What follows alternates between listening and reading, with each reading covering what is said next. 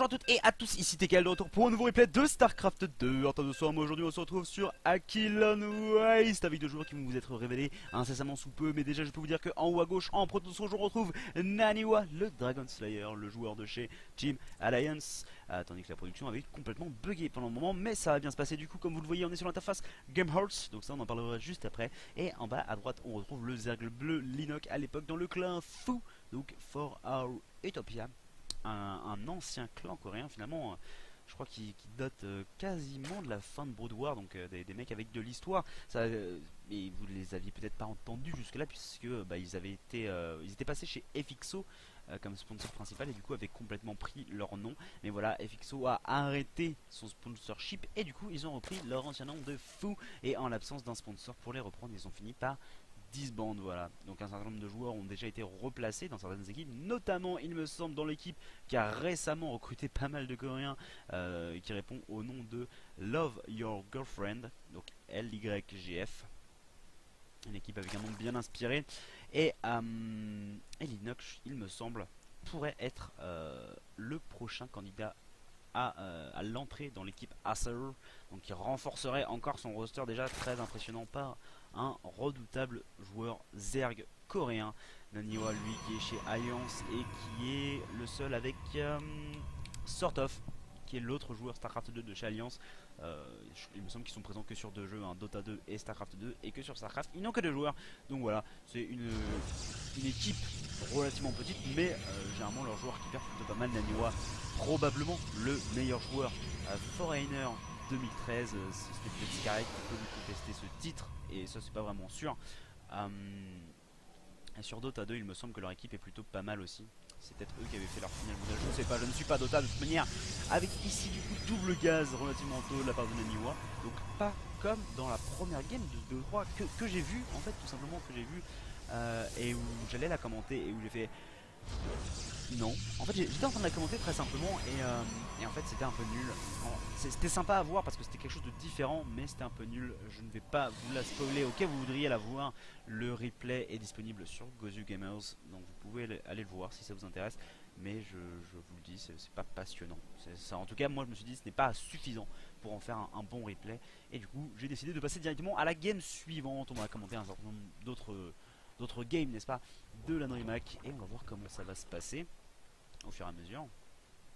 Sachant que nous avons un Linux ici qui est parti sur Expo First, puis Gaz, puis Pool. Donc potentiellement la capacité d'agresser son adversaire. Mais bon, tranquillement, hein, on est sur Aquilon Waste. Donc on sait que la sécurisation de la B2 et de la B3, c'est pas des choses extrêmement complexes pour une race comme pour l'autre. Donc pas de raison de se précipiter. Attention hein, aussi avec GameHearts, quand on est en replay, ça a tendance à bugger un petit peu. Voilà, ah bah, hey, voilà, des bâtiments qui disparaissent. Donc c'est un peu fun. C'est pour ça que j'aime pas trop commenter en GameHearts, mais non seulement l'interface ne correspond pas à ce que moi j'ai graphiquement parlant, hein, mais en plus c'est bien, ça bug quand c'est en replay, et je crois même en live ça bug. Mais bon, il y a beaucoup de casters qui sont très fans de GameHearts, et je ne peux pas les en blâmer. D'un côté c'est quand même une interface sympa, ça a été la première interface personnalisée, mais voilà, moi ce n'est pas celle que je préfère celle que Blizzard donne. Et nous avons ici la B3 du côté de Linux, donc tranquillement, de manière standard dans le match-up. Voilà, bâtiment qui a disparu.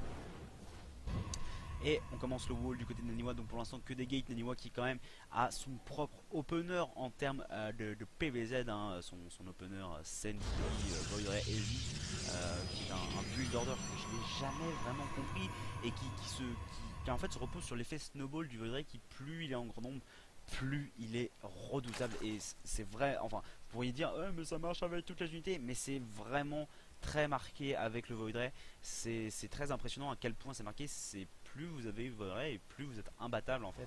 Cette unité est vraiment très puissante en grand nombre, tandis que un ou deux Void Ray ne vont pas forcément faire les dégâts nécessaires la plupart du temps. Voilà, la forge qui a été terminée par l'animal, on devrait lancer incessamment sous peu une amélioration. Voilà, puisqu'on avait le gaz, c'est le plus en attaque qui est lancé. Maintenant on va se consacrer principalement à l'économie en produisant beaucoup de probes pour l'instant, je pense. Est-ce qu'on va les chronobooster? C'est ça la question qui est finalement la plus intéressante. Oui, pour l'instant on chronoboost le deuxième Nexus, c'est le plus intelligent puisque c'est le deuxième Nexus qui est le plus proche, et donc on gagne plus d'argent à chronobooster les probes qui arrivent après. Voilà, tout simplement. Après après vous pouvez chrono-booster les deux Nexus, ça ne change pas forcément des masses de choses. Ils ont transféré des drones du côté de l'Innog pour mieux répartir l'économie, et du coup on devrait voir le joueur Zerg se propulser légèrement devant pendant un certain temps, et après à voir comment Naniwa réagit à cette avance économique de la part de son adversaire, et s'il arrive à la contrebalancer du coup avec du harass ou avec une prise de temps. Pour l'instant les sentries qui sont sortis donc potentiellement pour permettre la sécurisation de cette B3 apparemment, hein, si on en croit la trajectoire de ces unités. Là les Zerglings qui vont tenter de s'infiltrer, non, il y a un structure qui est déjà en place, pas de souci à ce niveau là. Le Zergling qui est déjà en train d'attendre le choix de cette B3 qui est un petit peu trop évident avec les rochers qui peuvent s'effondrer. Je ne peux pas sélectionner les unités neutres ici, très bien. Ah si, non, je ne peux juste pas sélectionner cela, d'accord. Oui, mais c'est perturbant. Le choix de cette B3 qui était un petit peu trop évident, et du coup Naniwa qui a pris entre guillemets le risque d'aller ici, mais bon là il va pouvoir normalement protéger son expand avec des force fields bien placés. Ceci étant dit, l'Innog qui a déjà fait quand même tomber quelques points de vie. Ouh, le petit trap de Zergling ici qui est mignon. 3 petits force fields et on chope quoi, une demi-douzaine de Zergling. Donc je pense qu'à ce stade là de la game c'est worth it, puisque c'est une menace en moins sur les épaules de Naniwa, qui en plus ici va finir de sécuriser son expand avec un canon très bien protégé ici, et une B2 qui va également être renforcée de la part de ce canon. L'Innog ici qui se fait un petit peu taquiner le coin du visage par ce Sonic qui prend l'information notamment sur la prise de gaz et sur la chambre d'évolution. On n'a pas vu le Roach Warren, sauf erreur de ma part, et encore une fois, ah non, ça suffit, stop, non, j'ai dit stop. Naniwa, voilà, Naniwa qui n'a pas vu le Roach Warren, donc effectivement Game Heart qui me heart les fesses, n'est-ce pas, puisque même au niveau des observateurs c'est un petit peu fucké.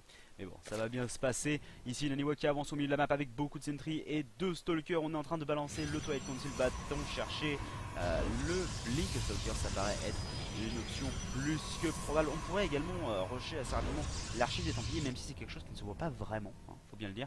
Du coup effectivement le Blink Stalker qui est en train d'arriver, qui peut être une très bonne option avec une bonne micro-gestion.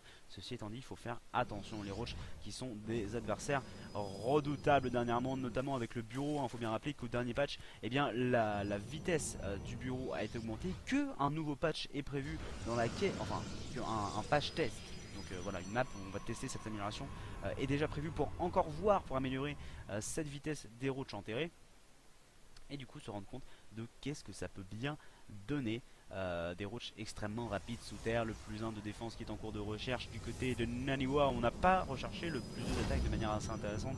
C'est vrai que ça me laisse relativement perplexe, puisque le plus 2 d'attaque est vraiment très bénéfique aux Stalkers, surtout contre les Roach, et tout particulièrement ici avec des Roach qui vont vraiment être très bien améliorés avec les Tunneling Claw qu'on ne voit pas forcément très souvent, mais bon, qui va de pair avec le bureau, vous allez me dire, mais on ne le voit pas nécessairement très souvent.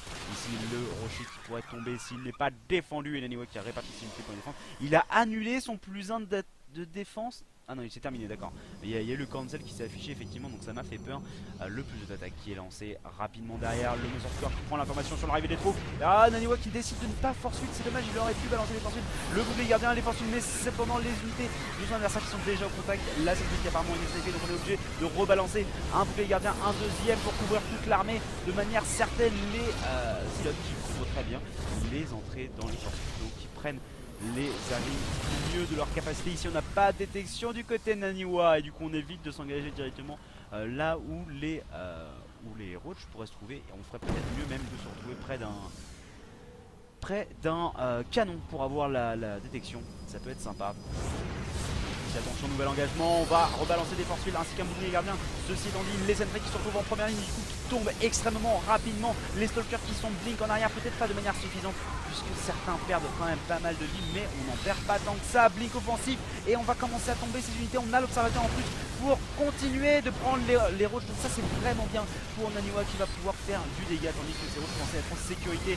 Ceci étant dit, il faut continuer de blink si on veut rendre cette armée efficace. Que du stalker contre que du Roach, ça ne marche pas. On me parle sur les réseaux sociaux, ce n'est pas possible pendant cette fight avec les Roach qui sont en train d'attaquer, et Naniwa qui a l'air de vouloir poursuivre l'offensive ou tout du moins repousser son adversaire jusqu'à sa moitié de la map.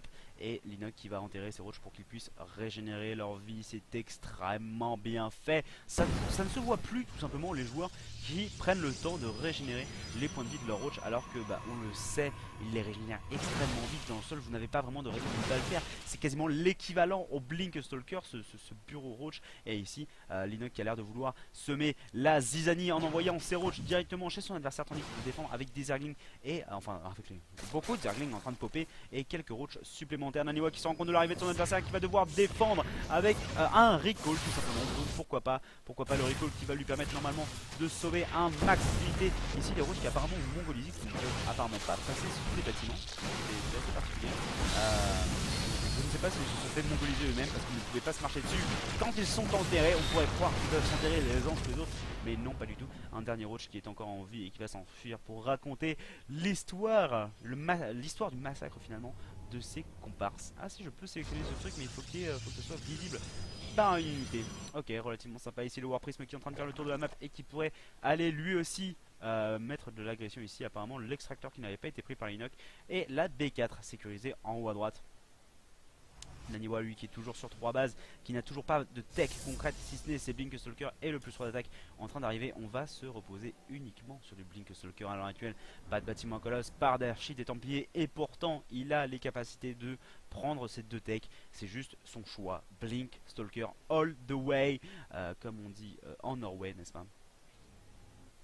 Mais pour l'instant il reste chez lui puisqu'il voit qu'il y a beaucoup d'unités. Ici les aides qui mongolisent un petit peu, qui ont le plus d'attaque, tandis que les Zerglings eux n'ont pas d'amélioration de défense, donc ils meurent extrêmement rapidement. Ceci étant dit, il y a le renfort des roach, donc on va se débarrasser de ces zilotes sans trop de difficulté. Des Zerglings pour tenter le run by, ceci étant dit ce n'est pas tout à fait possible à cause du Stalker. La Sentry qui est warp à la dernière seconde et qui va permettre de save the day, n'est-ce pas, avec quand même pas mal de stalkers en prime. Le canon qui est là, mais seul un canon ne fait pas grand chose, surtout qu'il y a finalement une petite ouverture pour ces Zerglings, donc difficile de tenir la position avec ici des Swarmos de Linox qui vont tenter de défendre la position. On ne blink pas du côté de Naniwa, on se concentre sur 2 choses à la fois et du coup on ne fait pas aussi bien qu'on pourrait, c'est dommage. Il faut peut-être envisager une agression sur la B3 ou sur la B4. Les Zerglings ici continuent de focus des probes et du coup de faire des dégâts économiques. Je ne peux absolument pas voir les ouvriers perdus, enfin si je dois pouvoir, mais je ne connais pas la commande sur Game Art et du coup c'est compliqué avec ici le Mosasaur qui a l'air d'être bien parti pour tomber en tente d'embûche un petit peu cette armée du côté de Linox. Malheureusement, ah non, quoique ça va quand même plutôt bien se passer. On va surtout perdre des Zerglings et par contre la B4 est tout particulièrement vulnérable après avoir perdu la B3. C'est quand même dommage, il va falloir reposer très rapidement ces expands. La B3 déjà reposée, on pourra envisager une B4 ici tout en qu'on a les rochers qui sont déjà nettoyés et on compte des ouvriers du côté de Naniwa. Les Swarmos qui sont quand même une bonne option contre les Blink Stalkers. Ceci étant dit, oh, les Spinecrawlers qui se sont déterrés, qui nous sont enterrés juste devant ces Blink Stalkers et du coup eh bien, ils vont être tout particulièrement vulnérables. Ils vont pouvoir tomber et ces unités qui n'ont pas suffisamment d'amélioration, voilà, en même temps ils bénéficient pas des améliorations, les Spinecrawlers, donc j'ai envie de dire encore heureux, mais voilà, même les Swarmos ils ont juste le plus 2 d'attaque, les Roach et les Hydra c'est pareil, tandis qu'en face on a le plus 3 d'attaque, on a le plus 1 de défense, on va bientôt le plus 2 d'attaque, et là on est en train de balancer les colosses 2 par 2 du côté de Naniwa, parce qu'on voit bien que si notre adversaire fait beaucoup de Swarmos, eh bien ça va être complexe, mais derrière on prévoit déjà la suite du côté de Linox. La question étant non mais c'est le bâtiment qui disparaît. La question étant, est-ce qu'on va faire des mutas, est-ce qu'on va faire des corrupteurs, est-ce qu'on va faire des vipers? Et bien ça mérite d'être posé comme question tout simplement. Et on va répandre un petit peu plus le creep qui a été très largement supprimé par Naniwa et qui pourtant est tellement vital pour ces locustes qui ne sont même pas encore des locustes durant. Et voilà, plus vous avez de creep, plus vos locustes vont vivre longtemps tout simplement, ou plutôt vont pouvoir faire leur travail pendant longtemps puisqu'ils vont se déplacer plus vite. Voilà. C'est une logique que vous devriez déjà avoir saisie si vous regardez mes VOD de manière régulière. Et on continue la production de colosses, mais également les observateurs qui vont être nécessaires contre les Swarmos. On a absolument besoin d'en avoir toujours au moins 1 ou 2 avec son armée, au cas où en face il y aurait des vigilants. Ici on va réussir à forcer le cancel de la part de Linox et on va perdre ces 4 Zealots. Ceci étant dit, on en a 4 autres qui peuvent aller directement dans la B1 tandis que l'armée de Naniwa va faire le tour, vérifier qu'on n'a pas reposé la B4. La B4 cependant qui est reposée instantanément ici. On va retourner a priori sur la B4 avec ce War Prism, des locustes qui sont en train de traverser la map mais sans creep, ça ne sert à rien, il faut plus de creep. Mon bon Linox, il vous faut plus de creep. Et nous avons du coup Naniwa qui est en train de parcourir la map et qui va de nouveau menacer son adversaire. Y a-t-il suffisamment de Swarmos? Eh bien j'en doute, nous n'en avons même pas 16, nous en avons 14.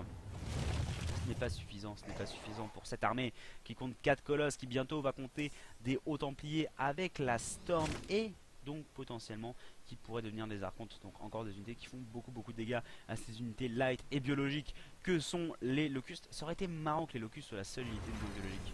Genre c'est mécanique, genre les locustes en fait sont des centres d'ingénierie et du coup ça devient des unités mécaniques. Ça serait marrant d'avoir des unités mécaniques chez les Zerg, je pense. Voilà, c'est mon opinion. Et du coup la B4 qui n'est toujours pas sécurisée avec les haras de Naniwa hein, qui est revenu un petit peu par la suite, ce qui force Linox à laisser ses Zerglings ici, mais on va repasser directement dans la B1. Oui, non, peut-être les Zerglings qui eux ont l'air de vouloir passer dans la B1, mais ce n'était peut-être qu'une feinte de la part de Naniwa qui est en train d'avancer au milieu de map. Ceci étant dit, il pourrait se faire intercepter par les locustes. Ah, les locustes qui meurent tellement vite parce qu'ils n'ont pas les admirations de défense nécessaires pour affronter ce plus 3 d'attaque. Ils ont vraiment besoin de ce plus 3 de défense là, les locustes. Et on fait des corrupteurs du côté de Linox. Malheureusement j'ai l'impression que c'est déjà trop tard. Peut-on tenir la position? On est dans un point, dans un goulot d'étranglement qui ne favorise pas l'armée de Naniwa ici. Ceci étant dit, un petit poursuite qui va réduire la surface d'attaque des locustes. Et on ne va pas perdre tous les stalkers que j'ai cru qu'on allait perdre, mais on va quand même en perdre un certain nombre des storms de placement pour empêcher les corrupteurs d'aller chercher les colosses et l'économie qui est en train de se faire déchiqueter par ces colosses. Le Monster Shipper cependant qui va tomber, donc pas de recall disponible pour Naniwa. Si on prend une mauvaise fight, eh bien ça peut se passer extrêmement mal pour le Dragon Slayer. Et ici la bulle temporelle cependant extrêmement bien placée, qui est tout particulièrement intéressante à utiliser sur les locustes, puisque tout est une question de temps avec ces locustes. Ici, les Templar qui se positionnent pour tenter de balancer potentiellement des feedbacks sur ces infestateurs, pardon, potentiellement des tempêtes optioniques sur les corrupteurs, les rochers locustes, peu importe.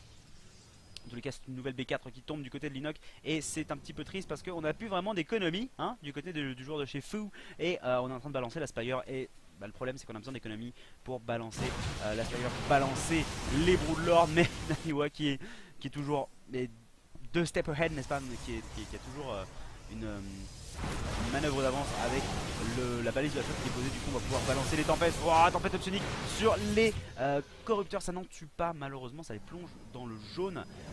Donc Linox ne peut pas se permettre de faire des engagements aussi brutaux que si ces unités avaient toutes été dans le vert. On tente de reposer la B4, est-ce en vain ou pas? J'ai bien l'impression que oui, puisque nous avons à l'heure actuelle 12 Zealots en train de se diriger vers cette expanse. Ceci étant dit, on a des roaches pour la défendre, on a également un infestateur. Y a-t-il suffisamment d'énergie pour un Fang Gross? Eh bien non, pas d'énergie pour Fang Gross et par contre on n'a pas encore la charge, donc ça c'est plutôt un bon point. On va pouvoir les kite avec les roaches. On a quelques locustes qui sont là pour aider. Oh non, l'infestateur qui tombe. Linox qui peut pas se permettre ce genre de petite erreur qui pourrait lui être fatale sur le long terme. Il n'a déjà pas d'économie, mais il a 10 Broodlords en production et ça c'est bien. Les Broodlords c'est bien parce qu'on n'a pas encore de tempête mine de rien du côté de Naniwa. On n'a pas pris le temps de les produire, donc certes on va pouvoir les produire un petit peu après hein, mais c'est Broodlords qui pourrait faire gagner un temps précieux à Linox. 12 Broodlords maintenant, un temps précieux pour sécuriser une B4, pour sécuriser une B5.